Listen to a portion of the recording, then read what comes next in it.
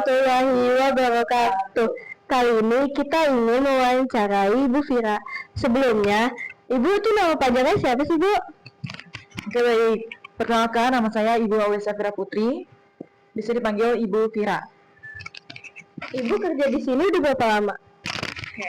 Baik, Ibu kurang lebih kerja di sini sudah hampir setengah tahun.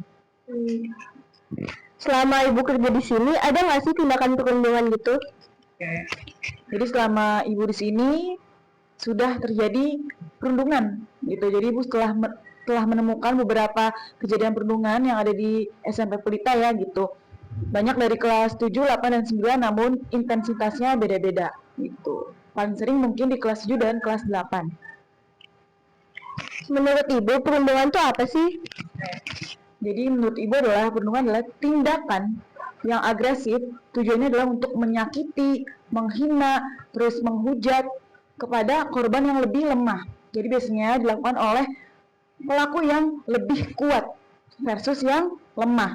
Biasanya seperti itu. Dan terjadinya seperti apa, Bu? Ada yang bentuknya verbal, ada yang bentuknya non-verbal, ada juga yang bentuknya adalah cyberbullying. Jadi macam-macam dalam bentuk perundungan yang terjadi di kalangan daripada remaja, seperti itu. Kalau perlakuan yang pantas untuk mengatasi tindakan perundungan tuh menurut Ibu gimana? Ya baik, karena kita berada di lingkungan sekolah ya, maka yang kita tegakkan adalah pertama menegur gitu. Kenapa? Ya karena memang setelah ditegur itu kita harus dibina anak-anak seperti itu. Setelah dibina, mungkin baru kita adakan edukasi, kita konseling gitu. Lalu kita libatkan daripada orang tua juga, karena kita harus berkolaborasi. Jadi kita harus berkolaborasi dengan kesiswaan, lalu dengan orang tua gitu. Bagaimana kita sih harus memberhentikan ataupun memberantas daripada bullying ini gitu. Menurut Ibu, kalau misalnya ada teman sekelas kita yang kena perundungan gitu, perilaku yang pantas tuh kayak gimana? Ya baik. Pertama, kita jangan jadi tembok, jangan diem aja gitu. Kita harus support, harus dukung, kita harus temanin, jangan malah ikut-ikutan mengolok-olok, iya enggak gitu. Jadi kalau kita melihat perundungan, maka yang pertama adalah kita jangan diem, kita kasih tahu, bukannya cepu. Jangan ada yang bilang, ih lu cepu, jangan. Karena ini demi kebaikan gitu, maka laporkanlah kepada WAS, kepada guru BK ataupun kesiswaan tentang terjadinya perundungan gitu. Jangan takut dicap cepu gitu. Lalu setelahnya adalah setelah minta pertolongan, baru nantinya kalian juga kalau misalnya ngelihat tendangan fisik, kalian jangan ikut maju dulu. Karena kenapa? Nanti kalian ikutan kena fisik, iya nggak? Gitu.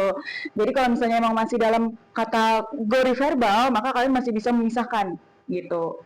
Jadi ada caranya diam, jangan diam, kita harus melaporkan gitu. Terus lalu kita harus melerai. Jadi ada posisi-posisi bagaimana sih kita harus melerai. Menurut Ibu, mengapa atau apa biasanya alasan para pelaku melakukan tindakan itu? Oke, jadi lucunya adalah kenapa kita bisa menjadi pelaku?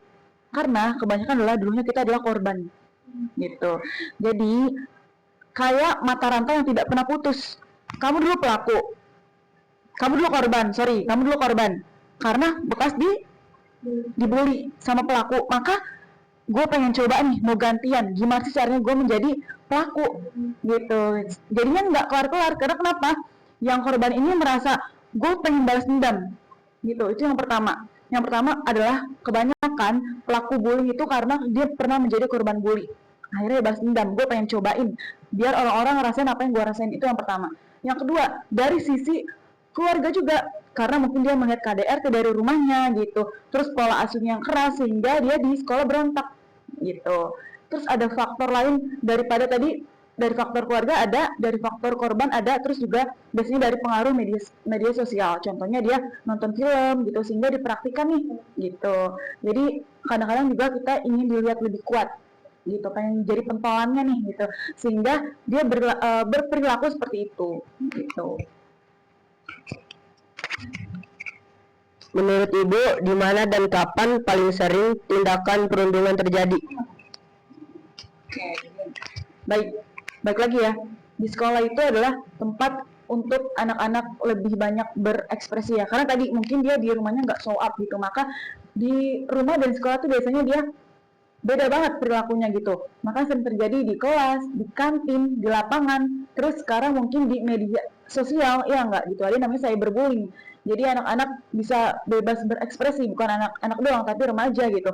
Dewasa pun juga sama, sehingga dia berani untuk melakukan perundungan, terutama cyberbullying, karena mereka kan nggak ada di depan mata ya, jadi dia berani puas tuh mau ngatain apa aja gitu. Karena dia pikir lu nggak ngeliat gue, lu nggak kenal gue gitu.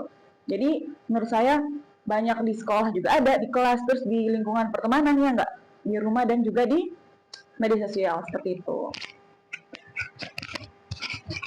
Menurut Ibu, lebih sering terjadi perundungan antara siswa atau siswi kelas berapa? Oke, tadi ya Ibu sudah jelaskan di awal, sebenarnya dari kelas 7, kelas 8, 9 ada beberapa kasus bullying gitu. Namun memang kelas 7 dan kelas 8 yang lebih tinggi intensitasnya. Kenapa? Karena masih dalam tahap penyesuaian tuh gitu, ya nggak? Karena kalau kelas 9 mungkin ibarat kata udah mulai kenal lah sifat-sifatnya, 8 dan 7-nya udah pernah saling bareng gitu. Nah sedangkan kelas 7 dan kelas 8 kan baru nih penyesuaian, sehingga banyak banget contohnya kayak kata-kataan bapak, ya nggak, itu sering banget kayak gitu, atau nggak perkataan fisik, itu yang lebih sering sih yang terjadi di SMP ini, seperti itu. Sekian pertanyaan dari kami, Bu. Ibu ada mau nambahin nggak? Ya baik, Ibu akan melakukan closing statement ya.